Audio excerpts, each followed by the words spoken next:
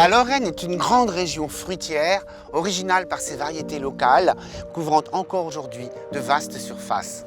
Cette région a su inventorier puis mettre en place la préservation de son patrimoine.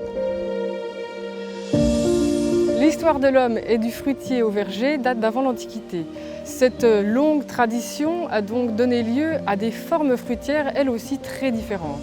Au moment de la Renaissance ou au sortir du Moyen-Âge, on commence à voir évoluer des formes très palissées, très architecturées, dessinées, plus artistiques. Actuellement, les jardins sont de plus en plus petits ou se réduisent parfois au balcon. L'homme essaye encore une fois de s'adapter en créant des nouvelles variétés, comme par exemple les pommiers colonnaires. Le développement des vergers fruitiers en Lorraine remonte au milieu du XIXe siècle, à partir des années 1850.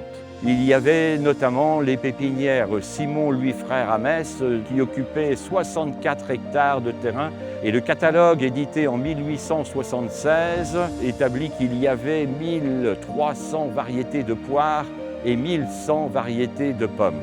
Et bien sûr, il y avait d'autres fruits, notamment les fruits à noyaux tels que la mirabelle, la quetch et également de la vigne, puisque à l'époque, la vigne était très importante sur les coteaux lorrains. Il y avait beaucoup d'échanges qui se faisaient entre les grands pépiniéristes locaux de France et du monde entier. Et à cette époque, la région Lorraine était la deuxième région de France en matière de pré-vergers après la Normandie.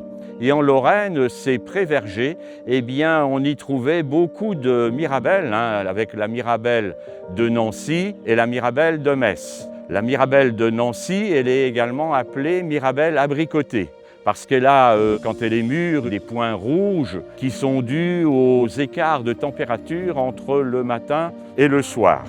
Alors toutes ces variétés de fruits, nous essayons donc en ce qui concerne l'association des croqueurs de pommes de créer des vergers de sauvegarde. Donc nous essayons de réintroduire ces anciennes variétés qui sont des pommes rustiques et qui ne nécessitent aucun traitement. Aujourd'hui, on sélectionne les variétés de fruits non seulement pour leur qualité gustative, mais aussi pour leur résistance aux maladies et leur résilience par rapport au dérèglement climatique. On commence aussi à reconnaître les qualités écologiques des vergers. Cette prise de conscience permet aux vergers aujourd'hui de retrouver sa place autour de nos villes et nos villages.